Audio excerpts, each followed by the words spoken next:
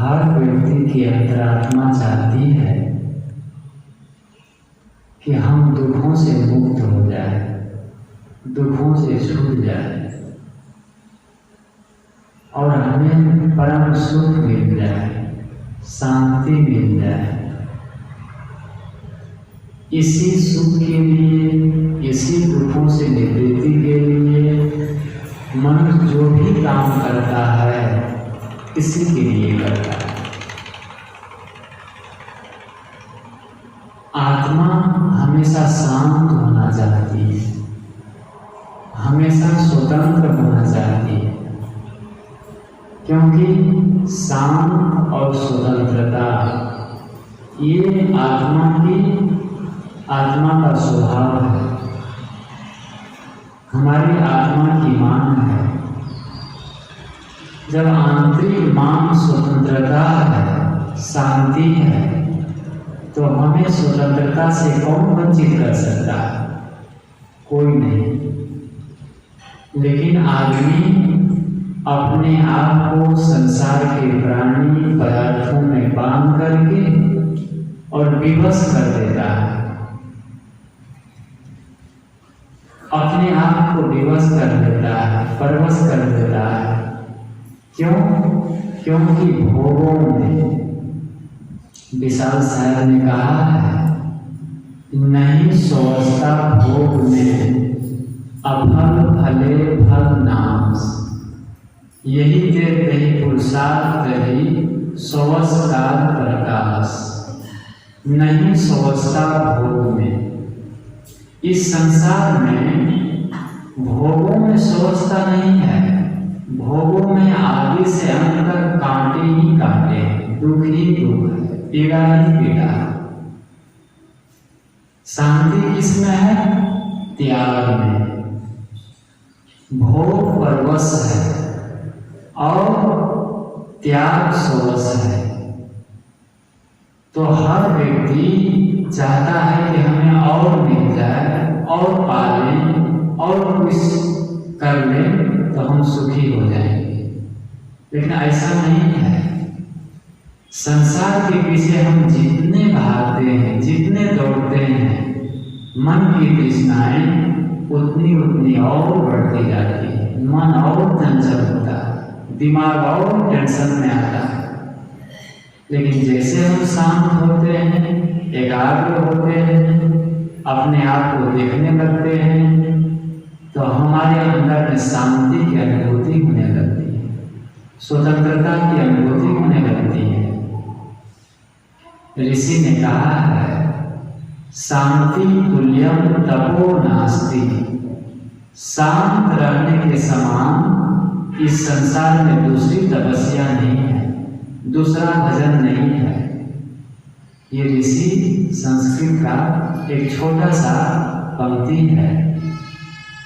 शांति तुल्यम तपो नास्ति, शांत रहने के समान संसार में दूसरी तपस्या नहीं है। तपस्या मतलब भजन, पूजा, वंदना। एक व्यक्ति बहुत पूजा करता है, बहुत ध्यान करता है, बहुत मंदिर जाता है, कई बार मंदिर जाता है, माला फेरता है और एकादशी, द्वादशी, चतुर्दशी सारे पर्व करता है। और दूसरा व्यक्ति ये सब कुछ नहीं करता है, शांत रहता है, शांत रहता है।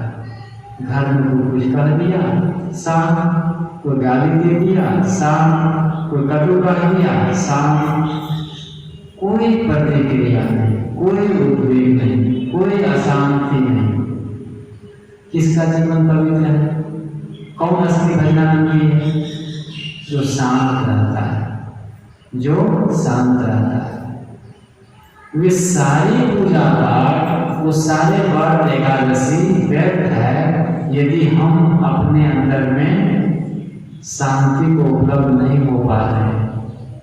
यदि हम शांत नहीं हो पाते हैं तो पूजा बेकार, अर्चना बेकार, मंदिर जाना बेकार। इसलिए कहते हैं शांति तुल्यम तपो नास्ति, शांत रहना हम सीखे।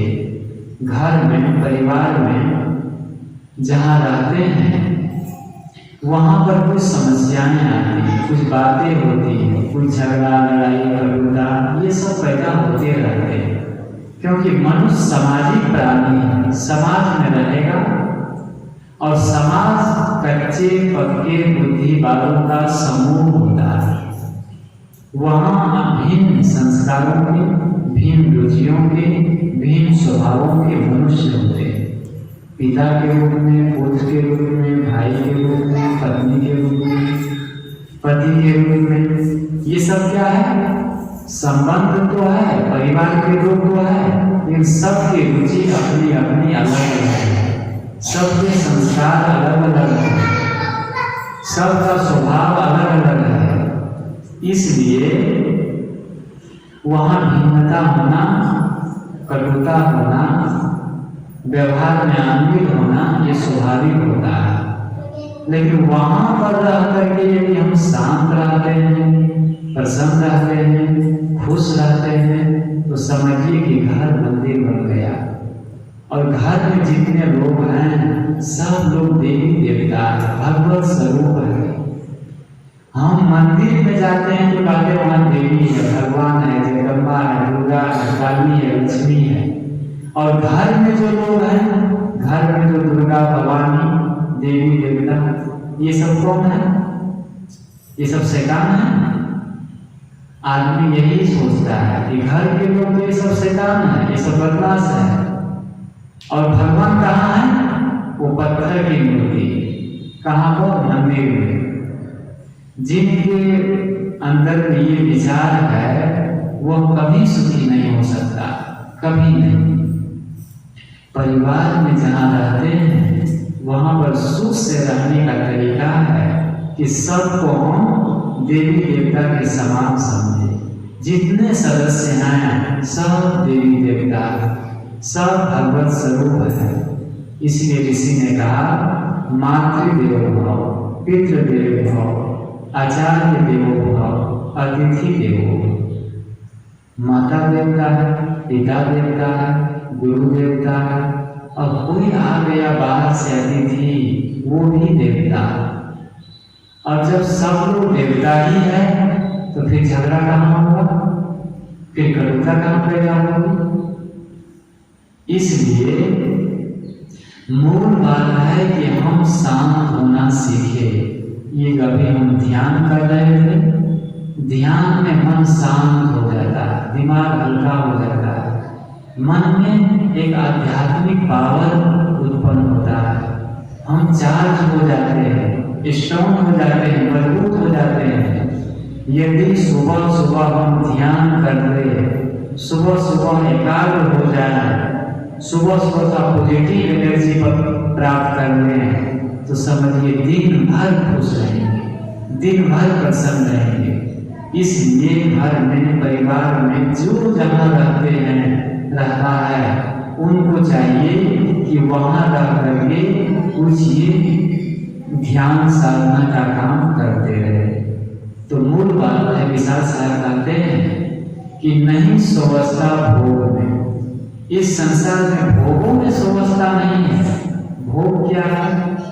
जैसे रसगुल्ला है, मिठाई है, रसगुल्ला खाना, गुलाब जामुन खाना, बहुत आनंद, बहुत मीठा, बहुत स्वादिष्ट। तो एक ठो खाएं तो बहुत आनंद आया, बहुत मीठा लगा। दो ठो खाओ, मीठा लगा। तीन ठो खाएंगे, चार ठो खाएंगे। और एक आदमी 100 रसगुल्ला लाके घर दिया और कहता है सब खाना पड़ेगा क्योंकि अच्छा लग रहा है, बढ़िया है। तो एक खाएंगे, दो खाएंगे, 5 खाएंगे, और फिर कहेंगे नहीं आप नहीं खाएंगे।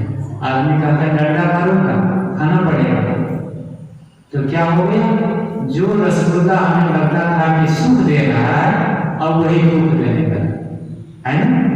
दुख देने लगा। ये मिठाई की बात नहीं है, पैसे की बात है, जमीन की बात है, कपड़े की बात है, गहने जेवर की बात है। देखो यहाँ देवी लोग ज्यादा बैठी है, माताएं। ज्यादा साड़ी हो जाए, ज्यादा गहना हो जाए, सोना चांदी हो जाए, तो वही दुख देने लगता है। उसके रख रखाव के लिए, सुरक्षा के लिए सोचना पड़ता है, और फिर भय उत्पन्न होता है। अधिक चीजें आती है, अधिक भोग आता है तो भय उत्पन्न होता है। इसीलिए भर्तृहरि जी कहा है, भोगे रोग भयम, कुले जुत भयम, विद्ये विकलाप भयम, मान्य दैन भयम, बले रिपु भयम, डूबे जराया भयम, शास्त्रे बात भयम, गुणे फल भयम, काये निरंतर भयम, सर्वम वस्तु भयानकम, भोगी निर्नाम वैराग्य। ये बहुत लंबा श्लोक है। भोगे रोग भयम, अधिक भोग, अधिक चीजें अधिक खाने से क्या होगा? रोग पैदा होगा। भोगों में रोग का भय लगा रहता है, डर लगा रहता है। भोगे रोग भयम, कुले जुट भयम, बहुत कुल परिवार बढ़ जाने पर, बहुत लंबा परिवार हो जाने पर क्या होता है? फूट होने का, विवाद होने का भय लगा रहता है। तो लंबा परिवार में अधिक कुल परिवार बढ़ जाने से वहां भी कहीं गड़बड़ न हो जाए, ये भय लगा रहता है। कुले जुट भयम, वित्तीय विकलाप भयम, वित्त कहते हैं धन को। धन बढ़ जाने पर चोर, बदमाश, इनकम टैक्स, आग लगने आदि का भय लगा रहता है। भय, क्योंकि ज्यादा धन है तो पता नहीं क्या हो जाएगा। क्योंकि धन की दो ही गति, धन की तीन गति होती है। पहला है भोग, दूसरा है दान और तीसरा है विनाश। जो भी आदमी के पास पैसे हो, कपड़े हो, कुछ भी हो, उसकी तीन गति होती है धन की। पहला क्या है? पहला है भोग, आप खाइए, यूज करिए, प्रयोग करिए, बाल बच्चों को खिलाइए, बढ़िया, ये उत्तम हुआ। मध्यम है दान, जो बच जाए, जो कमाते हैं उसमें कोई दान करना चाहिए। ये ऋषि का महावाक्य है। मतलब तीन बातें, धन की तीन गति होती है। तो दूसरा क्या है? दान करो। जिस प्रकार हमारे पास 10 रोटियां हैं, रोटियां 10 हैं, तो हम खाने बैठे तो 1 खाए, 2 खाए, 4 खाए, 5 रोटी खा ली। अब 5 बज गई, अब क्या करेंगे? उसको प्लास्टिक में पैक करके अलमारी में बंद करके रख देंगे, डब्बा बंद करके, तो क्या हो जाएगी? रोटी सड़ जाएगी, बदबू देगी। समझदार लोग वही होते हैं जो 5 रोटी खा लिए, 5 रोटी को वो बांट देते हैं, बांट देते हैं। तो क्या होगा? दूसरों के भूख मिल गई, परोपकार में लग गया, अपना जीव शुद्ध हुआ, मन पवित्र हुआ। तो ये है कि दान। ऋषि ने कहा कि आदमी को 10वां हिस्सा दान करना चाहिए, 10वां हिस्सा। ये जब आप कहीं भी जाएंगे, वेद व्यास गति से पंडित, ब्राह्मण और संत महात्मा समझ कि 10वां हिस्सा आदमी को एक हिस्सा दान कर देना चाहिए। क्यों करना चाहिए दान? दान इसलिए नहीं करना चाहिए कि मंदिर में, मस्जिद में, संतों को या कहीं स्कूल है वहां आवश्यकता है, इसलिए दान नहीं किया जाता है। दान का अर्थ होता है हम अपने लिए करते हैं, अपने चित्त की शुद्धि के लिए, मन की पवित्रता के लिए, लोग प्रभु सुधारने के लिए, अपने लिए, दूसरे के लिए नहीं। तो ये है दान। और तीसरा है विनाश। यदि भोग नहीं किया गया, दान नहीं किया गया, तो क्या होगा? विनाश तो होना ही होगा। या तो आग लग जाएगी, चोर बदमाश ले जाएगा, इनकम टैक्स ले जाएगा, कुछ न कुछ हो जाएगा। तो यहाँ ऋषि कहते हैं वित्ते विकलाप भयम, माने दण्ड भयम, मान सम्मान बढ़ जाने पर दीनता का भय लगा रहता है, लोग अपमान न करते। जो आदमी बहुत मानी होता है, अभिमानी होता है, वो जहां भी जाएगा उसको लगता है कि लोग मेरा सम्मान नहीं कर रहे हैं, लोग जो है सम्मान नहीं कर रहे हैं, हमें आगे नहीं बैठा रहे हैं, हमें ऊंचा नहीं बैठा रहे हैं, क्योंकि वो मानी अभिमानी। लेकिन एक आदमी ऐसा होता है कि मान चाहता ही नहीं, मान चाहता ही नहीं, वो चुपचाप जाता है और सबसे पीछे बैठ जाता है। भोजन में जो नमक रोटी मिल गई ना, खा लेता है। कोई दुखी नहीं है, कोई दुखी है। तो सबकी जो दुख है ना, दुख संसार में नहीं है। ये बहुत ही मार्मिक बात है कि दुख संसार में कहीं भी नहीं है। अब प्रश्न ये हो सकता है कि फिर दुख कैसे मिल रहा है? हम तो दुखी हैं, मन तो दुखी है। संसार में दुख नहीं है, बाहर में दुख नहीं है। दुख किस में है? दुख भीतर में है। दुख हमारे भीतर है। हमारे गलत स्वभाव, गलत विचार, गलत भावनाएं और गलत गलत कर्म करके आदमी दुखी होता है। अब बताइए, बच्चा पैदा होता है साफ पाक पवित्र बच्चा, एक मासूम देखो बच्ची को खेल रही है एकदम बढ़िया निर्मल, उसको किसी से न राग है, न द्वेष है, न झगड़ा है, कुछ नहीं। किसी के पास चले जाए, बच्चा जाएगा, कोई भी कुछ खाने के लिए देगा, ले लेगा, किसी से भेदभाव नहीं है उसको। लेकिन जब आदमी बड़ा होता है तो ये मन में कल, छपट, राग, द्वेष, लोभ, मोह, आदमी ये कर करके दुखी होता है। दुख क्या है? दुख है मोह, दुख है आसक्ति, दुख है ममता। जिसके 100 मोह है उसके 100 दुख है, जिसके 50 मोह है उसके 50 दुख है, जिसके 25 मोह है उसके 25 दुख है, और जिसके 10 दुख है, 10 मोह है उसके 10 दुख है, और जिसके 2 मोह है, 2 मोह उसके 2 दुख है, और जिसका 1 मोह है उसका 1 दुख है, और जिसका 1 मोह नहीं है तब क्या होगा? एक भी दुख नहीं है। संत महात्मा, पुण्यात्मा, उनके जीवन में कोई मोह नहीं, कोई आसक्ति नहीं, कोई पकड़ नहीं। तो क्या है? चाह गई चिंता मिटी, मनवा बेपरवाह, जिनको कुछ नहीं चाहिए सो ही शहंशाह। यहाँ जो कबीर साहब साकी ने कहा कि जिसको कुछ नहीं चाहिए, कुछ नहीं चाहने का अर्थ है कि मोह, ममता, राग, द्वेष, ये सब की बात कर रहे हैं। अब कमाओ ना, पैसा ना कमाओ, मेहनत ना करो, चावल नहीं चाहिए, कपड़े नहीं चाहिए, पैसा नहीं चाहिए, ये कबीर साहब नहीं कहते हैं। कुछ नहीं चाहिए का अर्थ है न किसी से राग, न द्वेष, न ममता, न बैर, ये नहीं। तो यहाँ कहते हैं कि माने दैन भय, बले रिपु भय। जो पहलवान होता है, बलवान होता है, रिपु कहते हैं दुश्मन। पहलवान को दुश्मन का भय लगा रहता है, मुझे कोई पछाड़ न दे, कोई गिरा न दे। बले रिपु भय, शास्त्रे बात भय। जो बहुत ज्ञानी है, शास्त्रार्थ करता है, उसको बात विभाग का भय लगा रहता है, डर लगा रहता है। शास्त्रेवाद में गुणी खल भय, गुणी आदमी को खल लोगों का भय लगा रहता है। जिसका बहुत सुंदर स्वभाव है, मीठा बोलता है, उसको कुछ खल लोग हैं उसको नीचा गिराने के लिए प्रयास करते हैं। जैसे संत महात्मा अच्छे लोग, उसको भी कुछ नुक्ता चुनी करके लोग उसको गिराना चाहते हैं। तो गुणे खल भय, काय की नामदार भय, काया में मौत का भय लगा रहता है। शरीर है, शरीर में बीमारी ना आ जाए, रोग ना आ जाए, मृत्यु ना हो जाए, ये शरीर में भय लगा रहता है।